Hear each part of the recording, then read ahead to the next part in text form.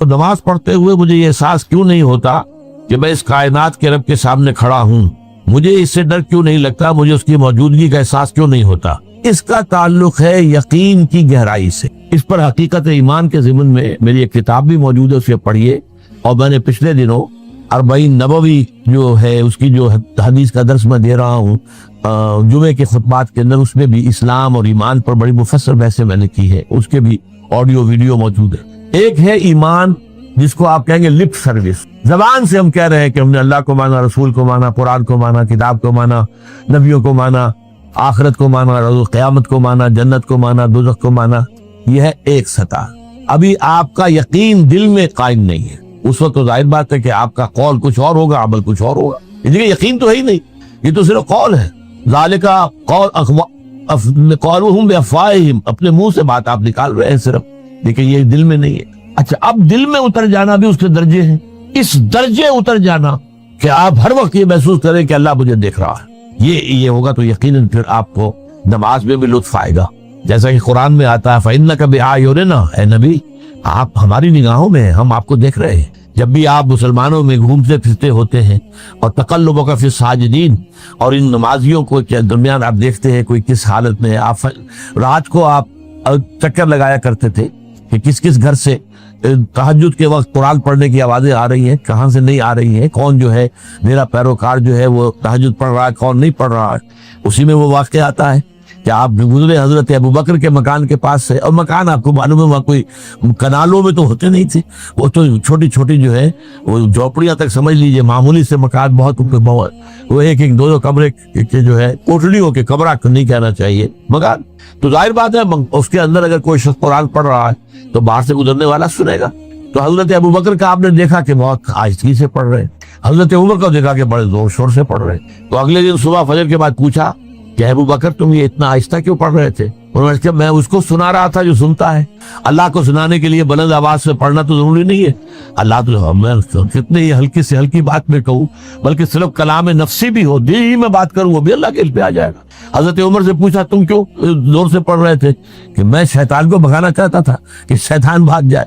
تو آپ نے کہا دونوں ٹھیک ہو، لیکن یہ اے ابوبکر تم ذرا اپنی آواز اونچی کرو، اور اے عمر تم ذرا اپنی آواز پست کرو، یعنی ایک معتدل پر تمہیں آ جانا چاہیے۔ تو یہ معاملہ ہوتا ہے اصل میں ایمان کی گہرائی کا۔ ایمان کی پھر آخری گہرائی وہ ہے کہ ایسا یقین ہو جائے کہ گویا کہ آپ خود اللہ کو دیکھ رہے ہیں۔ یہ جو احسان کی تعریف بیان کی حضور نے حدیث جبرائیل کے اندر، ان تعبد اللہ کانک تراہ فإن لم تکن تراہ فإنہ یراک، اس حالت میں اللہ کی بندگی کرنا، اللہ کے لیے بھاگ دوڑ کرنا، ان تعمل للہ کانک تراہ، ان تخشى اللہ کانک تراہ، اللہ کا خوف تم پر اتنا ہو جائے گویا کہ تم اللہ کو دیکھ رہے ہو۔ اب آپ اندازہ کیجئے کہ جب قیامت میں سارے پردے اٹھ جائیں گے، جہنم بھی ہمارے سامنے ہوگی اور جنت بھی سامنے ہوگی، وہاں بھی کوئی کفر کر سکے گا؟ تو ظاہر بات ہے کہ جب اللہ تعالیٰ کو دیکھنے کی حد تک کی کیفیت پیدا ہو جائے، یقین کا وہ درجہ، تو پھر اس میں کوئی غلط کام کرنے کا امکان نہیں ہے۔ ایمان کے بعد یا معرفت رب کے بعد حکمت دین کا اہم ترین مسئلہ نماز، صلاۃ، اس لیے کہ ایک طرف یہ انسان کو اللہ کے ساتھ ایک گہرے تعلق کا ذریعہ فراہم کرتی ہے، اپنے تمام مصروفیات میں سے، ان مشغولیتوں میں جن میں گم ہونے کا خدشہ ہوتا، نکلو۔ 24 گھنٹے کے معمولات میں سے کم 5 مرتبہ تو لازماً نکلو، اور اپنے آپ کو ذرا، اپنے حواس کو بھی، اپنی باطنی کیفیات کو بھی ذرا تازہ کرو۔ اگر کوئی گندگی، نجاست، کسی طرح کی ناپاکی کا کوئی معاملہ ہے، طہارت حاصل۔ طہارت سے تمہارے اندر روح کو بھی بالیدگی ہوگی، تمہارے حواس بھی تازہ ہوں گے، تم گویا کہ بحیثیت کل تمہاری ہستی چاقو چوبند ہو جائے، وہ کسل، وہ سستیاں، وہ جو ایک کثافتیں ہوتی ہیں، ان سب سے نجات حاصل کرو، اور اب اپنے رب کے حضور میں کھڑے ہو جاؤ، اس کے ساتھ اپنا عہد بھی تازہ کرو، اس کی اہم صفات کو بھی اپنے ذہن میں پھر مستحضر کرو۔ یہی وجہ ہے، دیکھیے میں نے جو آیات آپ کو شروع میں سنائی تھی، سورہ لقمان کی 2 آیتیں، پہلی آیت میں اس کا ترجمہ کر چکا، دوسری آیت وَلَقَدْ وَإِذْ قَالَ لُقْمَانُ لِابْنِهِ وَهُوَ يَعِظُهُ يَا بُنَيَّ لَا تُشْرِكْ بِاللَّهِ إِنَّ الشِّرْكَ لَظُلْمٌ عَظِيمٌ۔ اس کے بعد درمیان میں کچھ مضمون آ کر پھر وہ آیت مبارکہ آئی، یا بنی اقم الصلاۃ وامر بالمعروف وانہی عن المنکر واصبر علی ما اصابک۔ گویا کہ اہم ترین چیز، بنیادی ترین چیز اللہ کو محض پہچان لینا کافی نہیں ہے، یاد رکھنا ضروری ہے۔ اللہ یاد رہے گا تو فکر صحیح آگے بڑھے، اللہ یاد رہے گا اور اس کے ساتھ ایک گہرا تعلق جو ہے برقرار رہے گا تو عمل درست رہے۔ بالکل یہی بات سورہ طٰہٰ میں جو پہلی وحی حضرت موسیٰ علیہ السلام پر ہوئی اور پہلا مخاطبہ ہے، چونکہ حضرت موسیٰ کو یہ انبیاء کرام کے مقدس گروہ میں ایک امتیازی حیثیت حاصل ہے کہ ان سے براہ راست گفتگو ہوئی ہے، اگرچہ صرف ایک پردہ تھا، اوٹ من ورائے حجاب گفتگو ہوئی ہے، لیکن یہ کہ کوئی فرشتے کا درمیانی جو ہے وہ لنک نہیں تھا، براہ راست اللہ تعالی نے حضرت موسیٰ علیہ السلام سے کلام فرمایا۔ کلم اللہ موسیٰ تکلیما، موسیٰ سے تو اللہ نے کلام فرمایا جیسے کہ کلام کیا۔ تو پہلا مخاطبہ ہے، یہ پہلا مکالمہ ہے، پہلی وحی کہیے، اسی میں یہ الفاظ بھی موجود ہیں، اننی انا اللہ لا الہ الا انا فاعبدنی واقم الصلاۃ لذکری۔ یہ گویا کہ حکمت قرآنی کا ایک بہت بڑا خزانہ ہے یہ آیت کہ خود حضرت موسیٰ علیہ السلام کو جو ہدایت دی جا رہی ہے، میں ہوں، میں اللہ، اننی انا اللہ لا الہ الا انا، میرے سوا کوئی معبود نہیں، فاعبدنی، بس میری بندگی، میری عبادت، میری پرستش، میری محبت، اس کو اختیار کرو۔ وَأَقِمِ الصَّلَاةَ لِذِكْرِي، اور نماز کو قائم رکھو میری یاد کے۔ بلکہ اسی سلسلہ کلام میں آگے چل کر سورہ طٰہٰ میں آتا ہے، کافی گفت و شنید کے بعد جب حضرت موسیٰ نے کچھ معذرت بھی کی، کچھ دعائیں بھی کی، اللہ نے ایک دعا قبول بھی کی کہ ان کے بھائی کو بھی شریک کر دیا، حضرت ہارون کو بھی۔ اس کے بعد پھر جب فرمایا کہ اب جاؤ فرعون کی طرف، تو اس میں فرمایا وَلَا تَنِيَا فِي ذِكْرِي، اور دیکھنا یہ جو عظیم مشن تمہارے کندھے پر آ گیا ہے، بڑا بھاری اور کٹھن ایک فرض ہے جو تم پر عائد ہو گیا ہے، اس کے لیے سب سے بڑی تمہارے پاس جو قوت کا ذریعہ ہے وہ نماز ہے۔ فَلَا تَنِيَا عَن ذِكْرِي، میری یاد میں کبھی غفلت نہ کرنا، اس میں کبھی کوئی کمی نہ آنے دینا۔ جیسا کہ میں نے عرض کیا تھا کہ جیسے ہی وہ تعلق جو ہے کمزور پڑتا ہے یا منقطع ہو جائے معاذ اللہ، تو پھر انسان گویا کہ شیطان کے لیے ایک لقمہ تر بن جائے۔ اب آپ غور کیجئے، تیسری شے تقرب الی اللہ، اس کے حوالے سے بھی جو فرائض اور نوافل کی بات ہے اس کو اس وقت ذہن سے نکال کر یہ سمجھیے کہ اس میں نماز کا کیا مقام ہے، اس لیے کہ نماز فرض بھی ہے، نماز نفل بھی ہے، وہ تو ان دونوں میں شریک ہو جائے۔ اب اس کو لفظ صلاۃ کے حوالے سے آپ ان دونوں چیزوں کو سمجھیں۔ صاد لام واو یا یہ چونکہ حروف علت ایک دوسرے سے بدلتے رہتے ہیں، یہ جو مادہ ہے اس کی جو خالص لغوی اصل ہے، جو خالص عربی زبان میں اس کا بنیادی مفہوم ہے، وہ آگ جلانا یا آگ تاپنا یا آگ سینکنا، حرارت حاصل۔ لہذا بار بار آتا ہے جہنم کے ذکر میں، اسلوہا، اب جلو اس میں، تاپو اس کو، یہ سینکے گی تمہیں۔ بلکہ تفتلون کا لفظ آیا ہے حضرت موسیٰ کے کلام میں، جب وہ گئے تھے کوہ طور پر، جب پہنچ گئے تو تھے آگ کی تلاش میں، لعلکم تفتلون، تو اپنے اہل خانہ سے یہی کہا تھا کہ مجھے کہیں وہ روشنی نظر آ رہی ہے، غالباً کوئی وہاں سے آگ مل سکے گی، ورنہ یہ کہ کوئی رہنمائی کو رستہ مجھے مل سکے گا، میں وہ آگ لے آؤں گا، کوئی چنگاری وہاں سے لے آؤں، لعلکم تفتلون، تاکہ تم، اب یہ اصطلاح در حقیقت باب افتعال ہے، اور یہ تے یہاں پر توئے کی شکل اختیار کر گئی، تا نے توبر کی صورت اختیار کی سواد کی وجہ سے۔ بہرحال اس کا سب سے بنیادی مفہوم جو ہے وہ ہے تاپنا، سکائی حاصل کرنا، حرارت۔ اس کے حوالے سے سمجھ لیجئے کہ سب سے بنیادی تعلق اس کا جو ہے وہ روح کے ساتھ ہے۔ روح میں محبت خداوندی کی آگ اگر ٹھنڈی پڑ گئی، اگر محبت خداوندی کی حرارت میں کمی ہو گئی، تو اس کو اثر نو، جس کو کہ میں آج سوچ رہا تھا تو ایک لفظ ذہن میں آیا کہ جیسے بیٹری اس کو ریچارج کیا جاتا، اسی طریقے سے روح کے اندر محبت خداوندی کی اس حرارت کو اثر نو تازہ کرنا، یہ ہے در حقیقت نماز کا اصل مقصد۔ اس لیے کہ اس لفظ کا بنیادی مفہوم، اصل لغوی مفہوم تو یہ، اگرچہ اس کا سب سے زیادہ کثرت سے جو استعمال ہوتا ہے، اور لفظ صلاۃ جس سے در حقیقت جس تصور پر مبنی ہے وہ ہے اقدام، کسی کی طرف متوجہ ہونا اور پھر دعا۔ صلاۃ کا سب سے قریبی مفہوم لفظی جب بیان کیا جائے گا، اس سے مراد، اس کے معنی، تو دعا اس میں اہم ترین، کسی کی طرف توجہ کرنا، مناجات کرنا، گفتگو کرنا، مخاطبہ، مکالمہ، دعا، یہ در حقیقت صلاۃ کا سب سے بڑا اصطلاحی مفہوم ہے۔ لیکن جو اس کا مادہ ہے، صاد لام واو یا صاد لام یا، اس کا اصل مفہوم جو ہے وہ تاپنا، حرارت حاصل کرنا۔ تو ان دونوں کے حوالے سے عرض کر رہا ہوں، وہ تاپنا اور حرارت حاصل کرنا وہ ہے روح کے اعتبار سے۔ وہ جو کہا اقبال نے کہ مجھے عشق کی آگ اندھیر ہے، مسلمان نہیں راہ کا ڈھیر۔ یہ عشق کی آگ جب بجھ جاتی ہے، در حقیقت یہی تو انسان کی روحانی موت ہے۔ جب یہ نہ رہے تو چاہے منطق میں بہت انسان ماہر ہو، مجھے اقبال کا ایک شعر یاد آیا تقابل کرتے ہوئے، ایک انسان محکوم اور ایک انسان حر، آزاد انسان، ان کی نفسیات میں جو بنیادی فرق علامہ اقبال نے مختلف مواقع پر بیان کیے ہیں۔ محکوم ہے بیگانہ اخلاص و مروت، ہر چند کے منطق کی دلیلوں میں ہے چالاک۔ تو منطق کی دلیلوں میں انسان چالاک ہو جائے اور وہ لغت ہائے حجازی کا وہ ایک خزانہ بن جائے، اسے تمام الفاظ کے معنی یاد ہو، وہ بڑے مسائل فقہ کے اسے ازبر ہو، جزیات بے انتہا جزیات جو ہے وہ مستحضر ہوں، فلسفے کے بڑے بڑے مسئلے اس نے حل کر لیے ہوں، لیکن اگر روح میں وہ اللہ کی محبت کی آگ نہیں ہے، وہ تپش نہیں، مجھے عشق کی آگ اندھیر ہے، مسلمان نہیں راہ کا ڈھیر۔ اسی کے حوالے سے آج مجھے یاد آیا تھا کہ وہ جو بڑی سادہ سی ایک نظم ہے، اللہ تعالیٰ سے دعا یا رب دل مسلم کو وہ زندہ تمنا دے، اس میں بھی جو الفاظ آئے ہیں، جو روح کو گرما دے اور قلب کو تڑپ، یہ ہے اصل جو مقصود ہے نماز کا۔ اور یہی وہ چیز ہے جیسا کہ میں نے عرض کیا تھا کہ نگاہوں سے اوجھل، یہ پہلو سامنے ہے ہی نہیں، دوسرا پہلو سامنے ہے اور وہ بھی میرے نزدیک بہت اہم ہے، بہت بنیادی ہے، اس میں کوئی شک نہیں، لیکن یہ ہے بلند ترین مطلب کہ تقرب الی اللہ، اس کے لیے در حقیقت یہ کس لیے درکار ہے؟ روح کے اندر عشق کی حرارت اور گرمی تازہ۔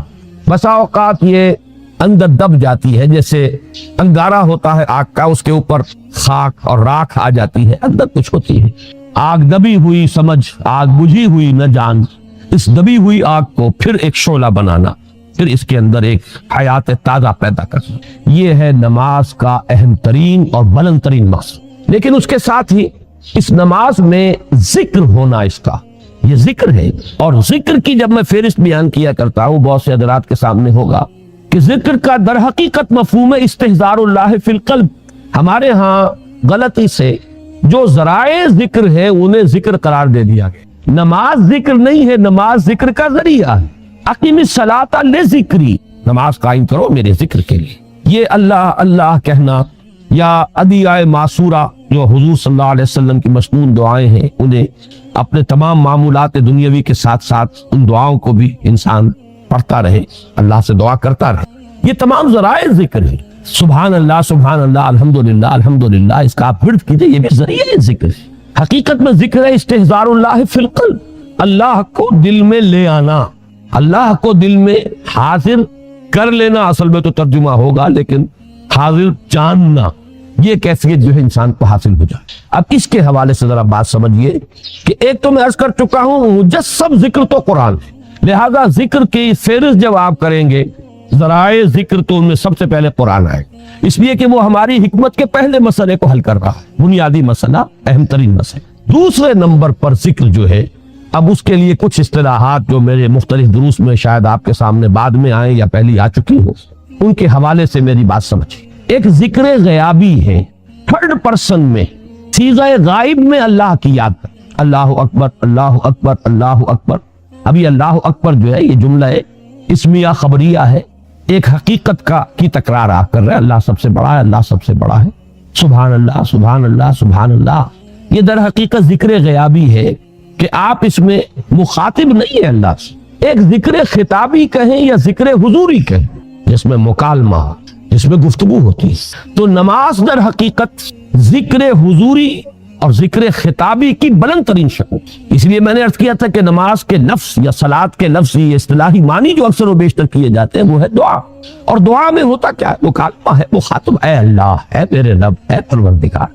پھر یہ کہ اس میں اقدام اور کسی کی طرف متوجہ ہونا، یہی وجہ ہے کہ افتتاح صلاۃ، نماز کو شروع کرنے کے لیے ایک تو وہ الفاظ جو قرآن مجید میں آئے ہیں، انی وجہت وجہی للذی فطر السماوات والارض حنیفا وما انا من المشرکین، یہ ہے توجہ کا ارتکاز، بشرطے کہ یہ صرف الفاظ ہی نہ نکل رہے ہوں، واقعتاً یہ تعبیر ہو اس وقت کی انسان کی نفسیاتی کیفیت کی، کہ شعوری طور پر وہ فیصلہ کرتا ہے کہ اب میں منقطع ہو رہا ہوں، ہر چہار طرف سے اپنی توجہ کو ہٹا کر، ہر مسئلے سے اپنے آپ کو خالی و ذہن کر کے، یعنی ظاہری اور باطنی دونوں اعتبار سے میں اپنی توجہ کا ارتکاز کر رہا ہوں اس ذات کی طرف جس نے آسمانوں اور زمین کو پیدا کیا، اور بالکل یکسو ہو کر کرنا۔ انی وجہت وجہی للذی فطر السماوات والارض حنیفا وما انا من المشرکین۔ اور دوسری وہ جو دعا جس سے ہم افتتاح کرتے ہیں اپنی نماز کا، دیکھیں اس میں خطاب کا کس قدر اہتمام، وہاں سبحان اللہ نہیں ہے، سبحانکا اللہم، پاک ہے تو اے رب ہمارے۔ اتنا ایمان ہونا چاہیے، وہ حاصل نہیں ہے، ورنہ تو یہ کہ یہاں کا گھاٹا ہو کر گھوٹا دیکھ کر انسان کو خوشی ہونی چاہیے کہ یہاں جو مجھے ڈیبٹ ہو رہا ہے وہاں کریڈٹ ہو رہا ہے، یہاں جو نقصان ہو رہا ہے وہاں میری عاقبت بن رہی ہے۔ یہ یقین اگر ہوگا تو اگر کوئی تکلیف آئی تو بجائے پشمردگی کے استبشار پیدا ہوگا۔ یہ سورہ توبہ میں لفظ استعمال ہے، فَاسْتَبْشِرُوا بِبَيْعِكُمُ الَّذِي بَایَعْتُم بِهِ، تو خوشیاں مناؤ، تم پر تو بشاشت طاری ہونی چاہیے۔ جیسے حضرت خبیب کا لفظ آیا تھا کہ جب انہیں سولی دی جا رہی تھی تو جب پہلا نیزہ جو ہے ان کے کلیجے میں چبھویا گیا تو ان کی زبان سے کیا الفاظ نکلے؟ فزت ورب الکعبہ، کعبے کے رب کی قسم میں کامیاب ہو گیا۔ یہ اگر بشاشت کی کیفیت نہیں ہے تو اس کا سبب کیا ہے کہ معلوم ہوتا ہے کہ آخرت پر ہمارا یقین اتنا پختہ نہیں، ورنہ اللہ کے وعدے فراح و ریحان و جنت نعیم، وہ جنت کے جس کے نعمتیں وہ ہیں کہ جن کا ہم اس دنیا میں تصور نہیں کر سکتے، اگر اس کے وعدے پر یقین ہے۔ اسی لیے سورہ عنکبوت کے پہلے رکوع میں آیا تھا، میں نے پوری تفصیل سے بیان کیا تھا کہ یہ نہ سمجھنا کہ تمہارے ساتھ جو ہم وعدے کیے کر رہے ہیں، من کان یرجو لقاء اللہ فإن اجل اللہ لآت وهو السمیع العلیم والذین آمنوا باللہ والذین آمنوا وعملوا الصالحات لنکفرن عنہم سیئاتہم وَلَنَجْزِيَنَّهُمْ أَحْسَنَ الَّذِي كَانُوا يَعْمَلُونَ۔ یہ سارا کس لیے کہ یقین رکھو تمہاری یہ محنتیں اکارت نہیں جائیں گی، تمہارا یہ اِسعار، تمہاری یہ قربانی ہے، تمہاری یہ مشقتیں یہ ان ریوارڈڈ نہیں جائیں گی۔ تمہارا وہ پروردگار دیکھ رہا ہے، اے بلال جو تم پر بیت رہی ہے تمہارا رب دیکھ رہا ہے، اے خباب جو کچھ تم پر اس وقت گزر رہی ہے تم اپنے رب کی نگاہوں میں ہو، فَإِنَّكَ بِأَعْيُنِنَا، ہم سب کچھ سن رہے ہیں۔ اے بلال اس حال میں کہ تمہارے سینے کے اوپر بھاری سل رکھی ہوئی ہے اور اوپر سے سورج آگ برسا رہا ہے، نیچے سے زمین توے کی طرح جل رہی ہے، اس وقت بھی تمہاری زبان سے جو لفظ نکل رہا ہے احد احد احد احد، اللہ سن رہا ہے کہ میرا ایک بندہ ہے جو اس مشقت کے اندر بھی میری توحید کا نعرہ لگا رہا ہے۔ تو یہ چیزیں یوں ہی نہیں چلی جائیں گی، اس کا بھرپور صلہ تمہیں ملے گا، بھرپور بدلہ ملے گا۔ جب تم ہمارے حضور میں حاضر ہوگے خلعتوں سے نوازے جاؤ گے۔ اگر یہ یقین پیدا ہو جائے تو پھر بڑی سے بڑی قربانی بہت سہل ہو جائے گا، بڑی سے بڑی تکلیف آئے گی طبیعت میں خوشی ہوگی کہ اللہ نے، جیسا کہ میں نے پہلے کہا تھا، زہ نصیب کہ اللہ نے ہمیں اس قابل سمجھا کہ ہماری ہڈی اپنے راستے میں چھڑوائی، ہمیں یہ مصیبت اپنی راہ میں پہنچائی۔ یہ اللہ تعالیٰ کی طرف سے گویا کہ شرف قبول ہو جانے کا ایک ثبوت ہے کہ اللہ تعالیٰ نے ہمیں قبول فرما لیا ہے۔ یہ انداز ہوگا کب؟ جبکہ آخرت کا یقین۔ تو فرمایا وما هذه الحیات الدنیا الا لہو ولعب، یہ دنیا کی زندگی تو سوائے کھیل کود کے کچھ نہیں۔ جیسے ڈرامہ ہوتا ہے 3 گھنٹے کا، یہ 30 برس کا ڈرامہ ہے۔ کسی کو ہم نے جھوپڑی میں پیدا کر دیا ہے، کسی کو گولڈن سپون کے ساتھ پیدا کر دیا، سلور سپون نہیں گولڈن سپون۔ لیکن یہ کہ یہ بھی جب آنکھ کھلی کل کی تو موسم تھا خزاں کا، ذرا سی دیر ہے ادھر آنکھ کھلی، وہ 60 کروڑ تقسیم ہوئے ہوں یا 60 ارب تقسیم ہوئے ہوں، وہ بہرحال جو دنیا سے گیا اس کے لیے تو ایک پیسہ بھی نہیں ہے۔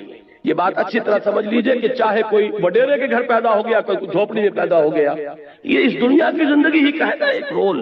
ہو سکتا ہے کہ جو یہاں کسی جھوپڑی کے اندر اپنی زندگی کے دن گزار رہا ہے اور کسی چٹائی پر بیٹھا ہوا ہے، وہ وہاں ان عالیشان محلات کا وارث بنے، جیسا کہ یہاں آ رہا ہے من الجنت غرفا تجری من تحتها الانہار خالدین فیہا، وہ جنت کے وہ ان کو جھروکے ملیں گے، وہ بالا خانے ملیں گے جن کے دامن میں ندیاں بہتی ہوں گی، جیسے کہ سورہ صف میں ہم پڑھا ہے وَمَسَاكِنَ طَيِّبَةً فِي جَنَّاتِ عَدْنٍ، جنات عدن میں بڑے پاکیزہ گھرانے ہم نے ان کے لیے تیار کیے۔ جو یہاں جھوپڑی میں بیٹھا ہوا ہے، آخر کیا معین الدین اجمیری نے ساری عمر چٹائی پر نہیں گزاری؟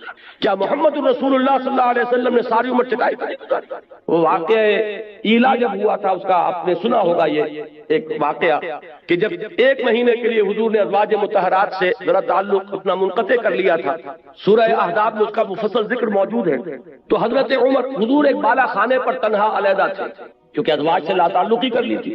حضرت عمر حاضر ہوئے، نیچے کوئی 6 صحابی بیٹھے ہوئے دروازے پر، ان سے کہا کہ اطلاع دیجئے کہ عمر حاضری کی اجازت چاہتا ہے۔ حضور کو اطلاع ہوئی، حضور نے اجازت دے دی، آئے۔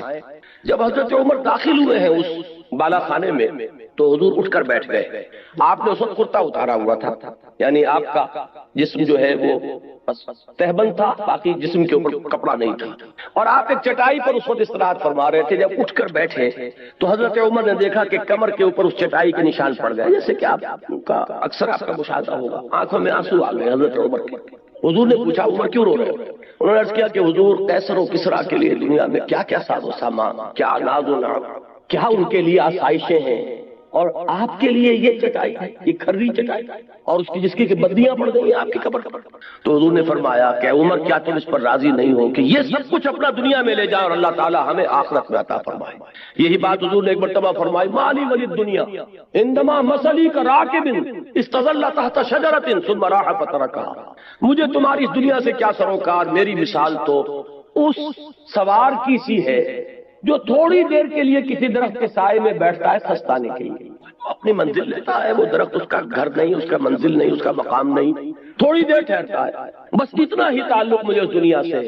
اسی لیے آپ نے فرمایا ہے کہ کن فی الدنیا کانک غریب و عابر سبیل، دنیا میں ایسے رہو جیسے راہ چلتے مسافر ہو یا اجنبی ہو، یہ محسوس ہو کہ یہ یہاں کا باسی نہیں ہے، یہ یہاں کی سوچ ہی نہیں کرتا، یہاں پھیلنے پھولنے پلنے کی فکر ہی نہیں کرتا، یہ کہیں اور اس کا دل ٹکا ہوا ہے، کہیں اور اٹکا ہوا ہے۔ یہ اگر آپ کے وجود سے اس کا ظہور نہ ہو رہا ہو تو اس کے معنی یہ ہے کہ ایمان بالآخرہ جیسے کہ اس کا حق ہے وہ آپ کے دل میں نہیں ہے، آپ کے وجود میں سرایت نہیں کر چکا ہے۔ تو یہ آیت نوٹ کیجئے، وما هذه الحیات الدنیا الا لہو ولعب۔ البتہ اس میں ایک آیت اور بھی آتی ہے قرآن مجید میں، وما الحیات الدنیا الا متاع الغرور، یہ دنیا جو ہے یہ سوائے دھوکے کی ٹٹی اور دھوکے کے سامان کا اور کچھ نہیں۔ اس کے برعکس ایک حدیث آتی ہے، بظاہر تضاد ہے لیکن اس کو ریزالو کیجئے اور وہ بات اسی مرحلے پر سمجھ لینی چاہیے۔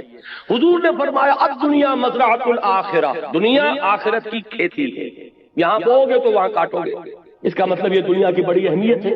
یہاں قرآن کہہ رہا ہے کہ دنیا سوائے دھوکے کے سامان کو اور کچھ نہیں۔ ان دونوں کو کیسے ریکنسائل کریں گے؟ اگر یہ دنیا تمہیں آخرت سے غافل کر دے تو یہ دھوکے کی ٹٹی، پھر تو یہ دھوکے کا سامان ہے، لیکن آخرت کو مقصود بنا کر دنیا میں محنت کرو گے تو یہی آخرت کی کھیتی ہے کہ یہاں بو گے تو وہاں کاٹو گے، اگر یہاں کچھ بویا نہیں تو کاٹو گے کیا وہاں جا کر؟ اس اعتبار سے بندہ مومن کو اپنی زندگی کا ایک ایک لمحہ بہت قیمتی نظر آتا ہے، اس لیے کہ اس ایک لمحے میں اسے وہ کام کرنا ہے جس کا نتیجہ اس ابدی زندگی میں نکلے گا، جس کو کبھی ختم نہیں ہوگا۔ اس اعتبار سے ہمارا ہر مومن ہر لمحہ امر ہے، اس لیے کہ پوٹینشل نتیجے کے اعتبار سے یہ امر ہے، یہ ختم ہونے والا نہیں ہے، اس لیے کہ اس کے نتائج اس زندگی میں نکلیں گے کہ جس کے لیے کوئی انتہا نہیں۔ لہذا اس اعتبار سے دیکھیے تو دنیا کا ایک ایک لمحہ نہایت قیمتی، اس اعتبار سے دیکھیے کہ اگر دنیا میں مشغول ہو کر آخرت کو بھول گئے یا دنیا تمہارا مطلوب و مقصود بن گئی تو پھر یہ دھوکے کی ٹٹی کے سوا وما الحیات الدنیا الا متاع الغرور۔ ان دونوں چیزوں کو دیکھ رکھیے۔ فرمایا وما هذه الحیات الدنیا الا لهو ولعب وان الدار الاخرة لهي الحیوان لو كانوا يعلمون، اور اصل زندگی تو آخرت کی زندگی ہے، کاش کہ انہیں معلوم ہوتا۔ اب آئیے اوپر والی آیات، اس میں خاص طور پر ہجرت کا حکم دیا جا رہا ہے، اور بلکہ حکم نہ کہیے ہجرت کا اشارہ کیا جا رہا، رہنمائی دی جا رہی ہے۔ یہ ہجرت جو ہے جس کا یہاں ذکر ہو رہا ہے یہ ہجرت حبشہ ہے۔ یہ حضور کی سیرت کا جو مکی دور ہے اس کا یہ ابتدائی مرحلہ پھر سمجھ لیجئے۔ آپ نے 3 سال دعوت دی، جو کہ خفیہ دعوت تو نہیں تھی، کوئی انڈر گراؤنڈ موومنٹ نہیں تھی، لیکن یہ کہ برملا اعلان کے ساتھ بھی نہیں تھی، from person to person, personal contact سے دعوت بڑھ رہی ہے۔ 3 صال میں وہ آیت نازل ہوئی کہ فاصدع بما تؤمر، اب ڈنکے کی چوٹ کہو اے محمد جس کا کہ تمہیں حکم ہوا ہے۔ تو آپ نے پہلی مرتبہ کوہ صفا پر کھڑے ہو کر آپ نے وا صباحا کا نعرہ لگایا، لوگوں کو جمع کیا اور پھر اپنی دعوت پیش کی۔ پہلے 3 سال اور یہ 4تھا سال، اس میں حضور کے خلاف صرف زبانی اقدام ہوا، پاگل کہہ دیا کسی نے، مجنون کہہ دیا کسی نے، کچھ کہہ دیا، لیکن 4تھے سال میں آ کر بات شروع ہو گئی فزیکل پرسیکیوشن، सताओ इन्हें, मारो इन्हें, भूखा रखो इन्हें, घरों में बंद कर दो इन्हें। जो नौजवान थे उन्हें घरों में बंद कर दिया गया। हजरत उस्मान रजी अल्लाह ताला अन्हु को उनके चचा ने चटाई के अंदर लपेट कर और धुआं दे दिया कि दम निकलने लगा घुटन की वजह से। किसी को घर से निकाल दिया गया, मादरजात बरहना, मुसअब बिन उमैर रजी अल्लाह ताला अन्हु, मादरजात बरहना घर से निकाल दिया गया। किसी को, जैसा कि मैंने हजरत बिलाल का नक्शा खींचा, इस तरह सताया जा रहा है। किसी को दहकते हुए अंगारों पर लिटाया जा रहा है। ये चौथा साल जो है परसिक्यूशन, और 5वें साल में ये अपने नुक्ता उरूज को पहुंच गए। उसी वक्त ये आयात नाजिल हो रही और उसी वक्त उन्हें एक रहनुमाई दी गई। वो रहनुमाई ये है, इसलिए कि 5वें साल में हिजरत हबशा हुई है, वो रहनुमाई इसमें दी जा रही है। या इबादियल्लज़ीना आमनू इन्न अर्ज़ी वासिअतुन फइय्या फअबुदून। ऐ मेरे बंदो, मेरी जमीन बहुत कुशादा है। जरा दादा कीजिए, कितने लतीफ पैराए में बात कही जा रही है। ये नहीं कहा गया, हिजरत का लफ्ज यहाँ कहीं नहीं आया। मेरी जमीन बहुत कुशादा है, बस सिर्फ मेरी बंदगी करो। ये बस सिर्फ मेरी बंदगी करो का मफहूम क्या है, ये तो इंशाअल्लाह कल तफसील से बयान होगा। अकीदा तौहीद के अमली तकाजे पर जब यहीं पर इसी मकाम पर मुझे तकरीर करनी और इकामत दीन की जिद्दोजहद क्या है, ये सारी चीजें कल आएंगी।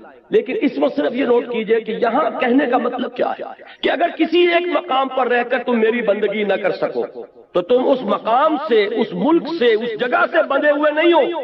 और मेरी जमीन तंग नहीं, जहां भी तुम जाकर जहां मेरी बंदगी कर सको, मेरी इताअत कर सको, मेरे अहकाम पर चल सको, उस मुल्क की तरफ हिजरत कर जाओ। उस सरजमीन को छोड़ो और चले जाओ किसी ऐसी जगह पर। और यह है कि मेरी जमीन कुशादा है। अगर तुम जमीन से बंधे न रहोगे तो इंशाअल्लाह ताला तुम पाओगे कि तंगी नहीं। इसमें लतीफ पैराए में इशारा कर दिया गया। हजरत अली रजी अल्लाह ताला अन्हु के अशार हैं बड़े प्यारे इसी मौजू पर। कुल लिल काइदीन अला हवानिन इज़ा ज़ाक़त बिकुम अर्दुन फसीहु बिलादुल्लाह वासिअतुन फज़ाउ वारजुल्लाह वरिज़्कुल्लाह फिद दुनिया फसीहु फकुल लिल काइदीन अला हवानिन इज़ा ज़ाक़त बिकुम अर्दुन फसीहु। अल्लाह ताला की जमीन बड़ी कुशादा है और अल्लाह की जमीन में उसका रिज्क बहुत फैला हुआ है। तो जो लोग जिल्लत के बावजूद किसी मकाम पर टिके हुए हों, उनको ये मेरा पैगाम पहुंचा दो कि उस जमीन को छोड़ो और कहीं और चले जाओ जहां इज्जत की रोजी तुम्हें मिल सकती। फकुल लिल काइदीन अला हवानिन इज़ा ज़ाक़त बिकुम अर्दुन फसीहु। जब कोई एक जमीन तुम पर तंग हो जाए तो उसको खैर बात कहो, कहीं चले।